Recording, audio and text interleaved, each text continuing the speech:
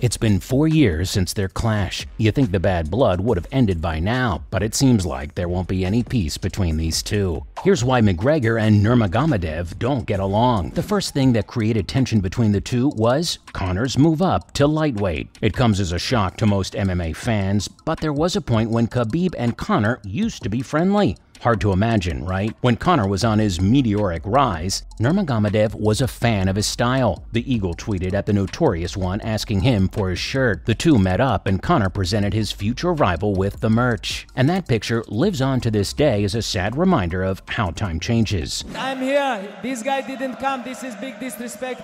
And thank you so much.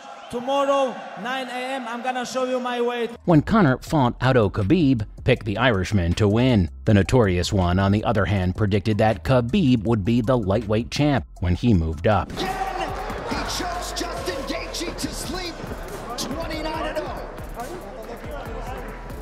It was all very cordial until McGregor did an interview. Conor was asked if he'd be okay with fighting his buddy Khabib. The Irishman dismissed the question by saying that there are no friends in this business. And that's how it all started. As soon as they started to think about potentially fighting each other, all friendliness was thrown out the window. But the real hatred started in 2016. Conor got the title shot before Khabib. Most fans remember UFC 205 as the night Conor made history. The first ever simultaneous UFC double champ was crowned. But let me tell you, there was a lot of shady business involved in getting the fight done. The undefeated Khabib was promised a title shot on that very card, but it turned out he was being used as a pawn by the UFC. The reigning champ, Eddie Alvarez, was offered 2 different contracts. The first option was to fight the undefeated #1 contender in the division, or he could fight the biggest star in the sport and quadruple his net worth. Guess which fight Alvarez chose? Yep, he decided to fight Conor. There was only and again at that inside leg kick.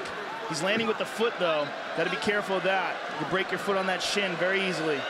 A combined one loser in this scenario, and that's Khabib. But he wasn't going to be the Bret Hart in this New York screw-up. Nurmagomedov asked the UFC to put him on the same card against anyone. His request was granted by the brass, but there was one twist. They put his fight on the prelims. A rising star like Khabib was expected to dominate his opponent. The UFC couldn't risk him stealing McGregor's shine. Khabib dominated and cut one of the most memorable promos in the history of MMA. We all know how that goes. And with Khabib calling Conor a chicken, it was clear that there was a beef between the two. Things would get worse, and it came to a boiling point at this next incident. Khabib slapped Artem.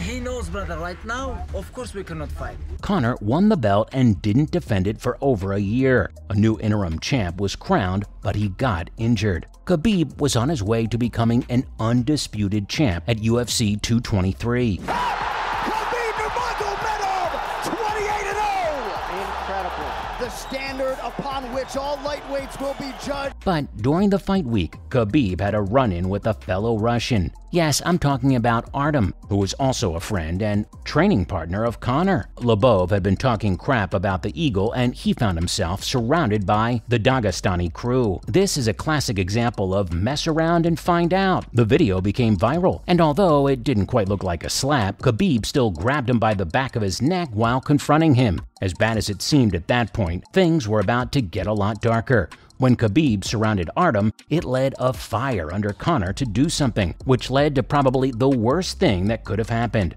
the Dolly incident. In order to defend his friend's honor, McGregor flew in on a private jet to Brooklyn. His media team, called Mac Life, gave him an entrance into the arena. This was a few days before UFC 223, and the fighters were there to fulfill their media obligations. But as the UFC bus was taking the fighters back to their hotel, a bunch of Irish guys showed up and stopped the bus.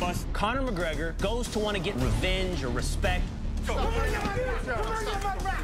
Conor led the charge and tried to get Khabib out of the bus so that they could fight. Nurmagomedov was held back and the bus doors didn't open, but Conor wasn't going to leave without a fight, so he picked up a dolly and threw it at the window. Michael Chiesa, who was scheduled to fight on that card, got cut open because of the glass. Thug Rose was also pretty traumatized by the incident. Conor got arrested and a bunch of fighters decided to sue him afterward. Even the boss was upset at his favorite employee. Now you'd think there'd be consequences to this kind of extreme and illegal behavior, right? But Conor got everything he wanted, and throwing a dolly at the bus only helped the cause. As soon as the belt was wrapped around Khabib's waist, it was clear that he was facing the Irishman next. The big fight was set up and the video of Conor throwing a dolly was used in the promo videos. Rules are a little different for you when you're the biggest star in the sport. And now that the fight was booked, Conor took his trash talk to the next level. This brings us to the next reason why these guys despise each other: Conor's mental warfare. You gotta promote a fight if you want to sell these tickets, but there are certain lines you're not supposed to cross. The two had a press conference together without any fans for security reasons.